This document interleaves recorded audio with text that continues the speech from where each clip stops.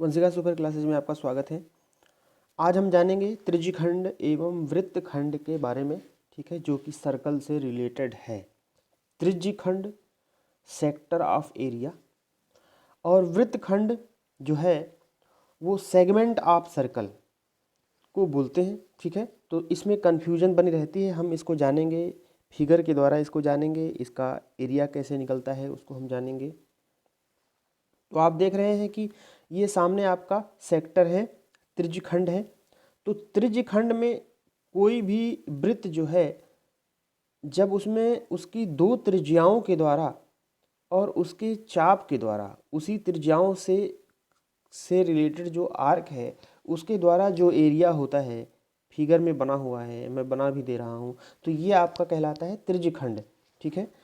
त्रिज्यखंड जो है उसमें ये वर्ड जो आया है त्रिज्य, ठीक है, तो उसी से आपको पता चल रहा है कि त्रिज्य मतलब त्रिज्या से जो बना हो, घिरा हो, और आर्क के द्वारा दो त्रिज्याओं और एक आर्क के द्वारा जो भी भाग घिरा हो उसको हम त्रिज्यखंड बोलते हैं, ठीक है।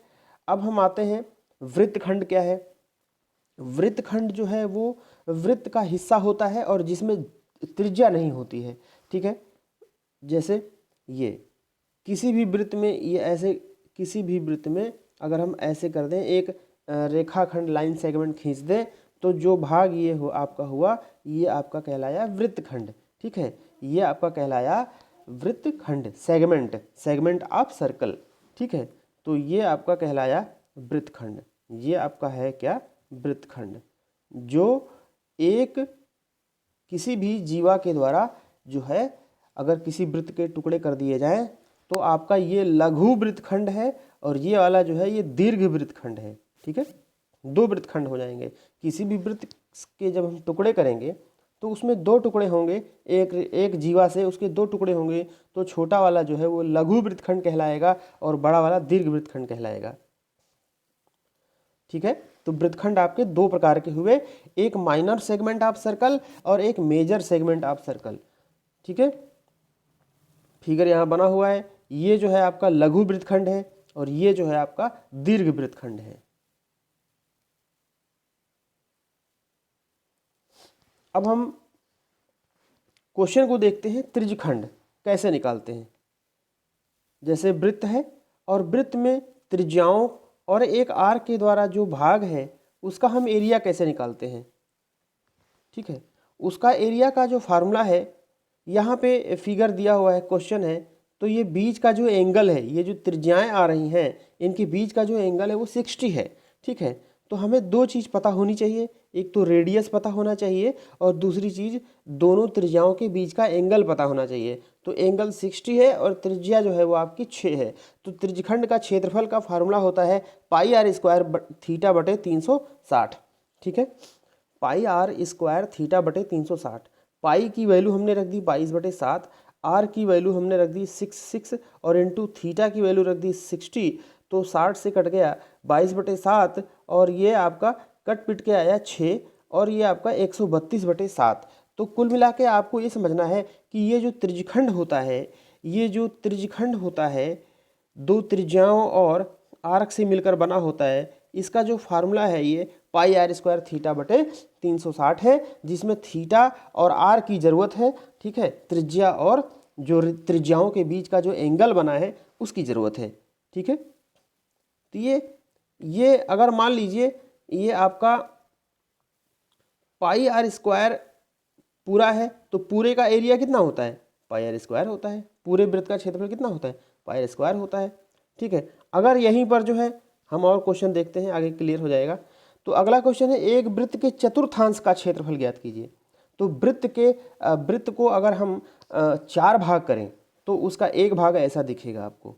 वृत्त के अगर 4 भाग करें तो एक भाग ऐसा दिखेगा, क्योंकि वैसे भी वृत्त में जो हम कोऑर्डिनेट में हम लोगों ने पढ़ा है चतुर्थांश, ठीक है, 4 भाग होते हैं।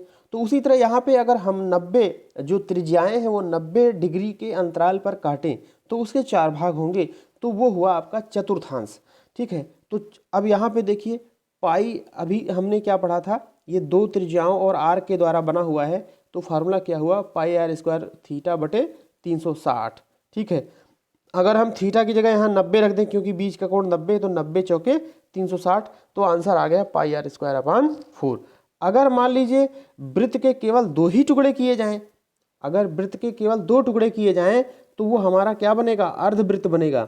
वो हमारा क्या बनेगा, अर्धवृत्त। तो इसका क्षेत्रफल क्या होगा, तो वही फार्मूला लगाएंगे, पाई आर स्क्वायर थीटा बटे 360, पाई आर स्क्वायर थीटा की जगह हम ये एंगल कितना है 180 रखेंगे और बटे 360, तो इसको काटेंगे तो नीचे 2 आएगा, तो पाई आर स्क्वायर बटे 2, मतलब अर्धवृत्त का जो क्षेत्रफल है वो कितना आएगा, पाई आर स्क्वायर बटे 2 आएगा। इसी तरह अगर हमें वृत्त का क्षेत्रफल निकालना है, जो हम इसलिए बता रहे हैं कि वृत्त का क्षेत्रफल कैसे आया, तो वृत्त का क्षेत्रफल अगर हमें निकालना है तो वृत्त का क्षेत्रफल पाई आर स्क्वायर थीटा कितना है, पूरा ये एंगल कितना है 360 है और नीचे भी कितना 360 है, तो वृत्त का क्षेत्रफल कितना होता है पाई आर स्क्वायर। ठीक है, तो आपको ये समझ में आ गया होगा कि वृत्तखंड का क्षेत्रफल निकालने का फार्मूला क्या होता है, पाई आर स्क्वायर बटे 360 होता है, सॉरी त्रिज्यखंड।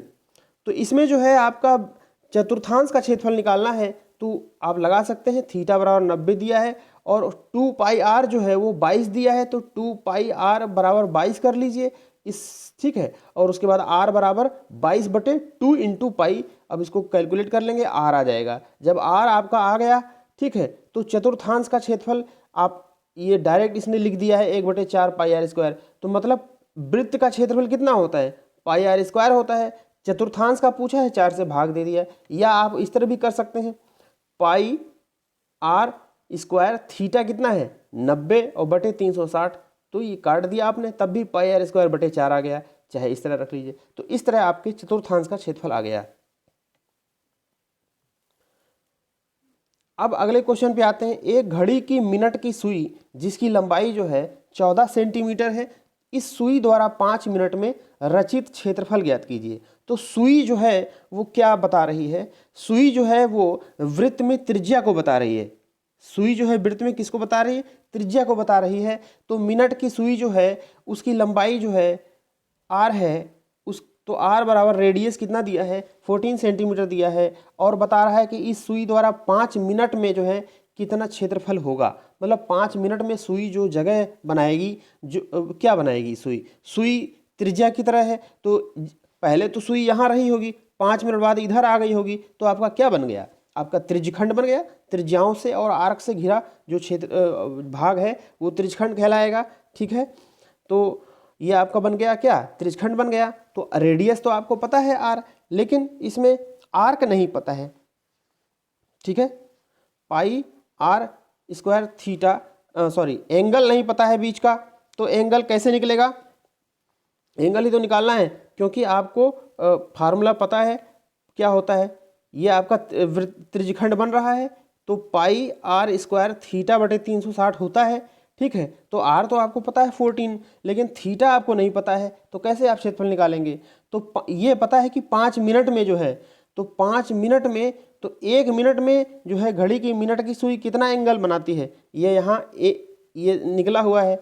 तो 1 मिनट में जो कोण बनाएगी तो वो पूरा कितना होगा, पूरा जो होगा आपका 360 होगा। ठीक है, तो आप उसको 60 से भाग दे दीजिए। ठीक है, 60 से जब भाग देंगे तो 6 अंश आ जाएगा। तो 1 मिनट में जो एंगल बन रहा है मिनट की सुई द्वारा, 60 से ही क्यों भाग दिए, क्योंकि 1 मिनट में जो है 60 सेकेंड होते हैं। ठीक है, तो 60 से भाग दे देंगे। ठीक है, 60 से जब भाग देंगे तो आपका 6 डिग्री आ गया। ठीक है, 1 मिनट में जो बना हुआ कोण है वो 6 डिग्री आ गया, क्योंकि यहाँ पे 60 मिनट 60 मिनट से ही क्यों भाग दिए, क्योंकि यहाँ 5 मिनट में पूछा है। ठीक है, तो 5 मिनट में जो बना हुआ कोण है 5 से गुणा कर देंगे, 5 6 30 डिग्री आ जाएगा। ठीक है, अब वही 30 डिग्री हम यहाँ रख देंगे, पाई आर स्क्वायर इंटू 30 अपान 360। अब इसको हम कैलकुलेट कर लेंगे तो आपका 154/3 आ जाएगा। ठीक है, अब हम आते हैं वृत्तखंड पे। 10 सेंटीमीटर त्रिज्या वाले एक वृत्तखंड की कोई जीवा केंद्र पर समकोण अंतरित करती है, तो निम्नलिखित के क्षेत्रफल ज्ञात कीजिए। तो वृत्तखंड जो है, अभी मैंने बताया कि वृत्तखंड क्या होता है, किसी भी वृत्त में अगर रेखाखंड के द्वारा या जीवा के द्वारा जो है जो पार्ट होता है उसको हम वृत्तखंड बोलते हैं। ठीक है, तो वृत्तखंड दो होते हैं, एक तो आपका दीर्घ वृत्तखंड हो गया, एक आपका लघु वृत्तखंड हो गया। तो दीर्घ जो कोई भी वृत्तखंड हो उसका फार्मूला ये है पाई आर स्क्वायर थीटा बटे 360, तो आपका उसका हो गया त्रिज्यखंड का क्षेत्रफल। उसमें से हम माइनस कर देंगे 1/2 आर स्क्वायर साइन थीटा। ठीक है, या इसको हम संक्षेप में ये भी लिख सकते हैं, इसमें अगर हम आर स्क्वायर कॉमन ले लें, आर स्क्वायर कॉमन ले लें तो आपका पहले पार्ट में बचेगा पाई थीटा बटे 360 और दूसरे वाले में बचेगा साइन थीटा बटे 2। तो ये भी आप कह सकते हैं आर स्क्वायर ब्रैकेट में पाई थीटा बटे 360 माइनस साइन थीटा बटे 2, या आप इसको अलग रूप में कह सकते हैं पाई आर स्क्वायर थीटा बटे 360 पुराना वाला जो आपका त्रिज्यखंड का क्षेत्रफल है, उसमें से आप घटा दीजिए 1/2 आर स्क्वायर साइन थीटा। ठीक है, तो आप इसमें वैल्यू रख दीजिए। थीटा जो है आपका 90 दिया है, ठीक है, और बाकी आर भी दिया हुआ है, साइन 90 की वैल्यू 1 होती है, कैलकुलेट कर लेंगे 28.5 वर्ग सेंटीमीटर आ जाएगा। तो इस तरह हम निकालेंगे किसका, वृत्तखंड का क्षेत्रफल। तो ये आपका लघु वृत्तखंड हो गया। ठीक है, अब हम निकालते हैं दीर्घ जो है त्रिज्यखंड का क्षेत्रफल।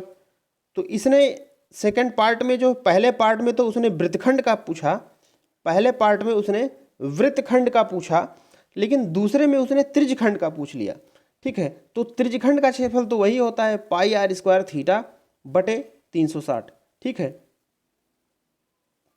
तो एक त्रिज्यखंड छोटा वाला ये हो गया, वो पूछ रहा है बड़े वाले त्रिज्यखंड का। तो छोटे वाले का जो वो वैल्यू था वो 90 था। ठीक है, पिछले वाले इमेज में आप देखिए ये आपका 90 है, ये 90 है, लेकिन उसने इस त्रिज्यखंड का नहीं पूछा है, इसने बड़े वाले का पूछा है। तो बड़े वाले का जो एंगल होगा वो 360 माइनस 90 होगा। ठीक है, तो आप देख रहे हैं यहाँ पे कि पाई आर स्क्वायर थीटा बटे 360 ही लगा हुआ है, थीटा की जगह 360 माइनस थीटा, तो 90 माइनस करके वहाँ पे हम 270 कर लेंगे और आपका इस तरह आंसर आ जाएगा। ठीक है, तो आप प्रैक्टिस करेंगे तो चीज़ें आसान हो जाएंगी।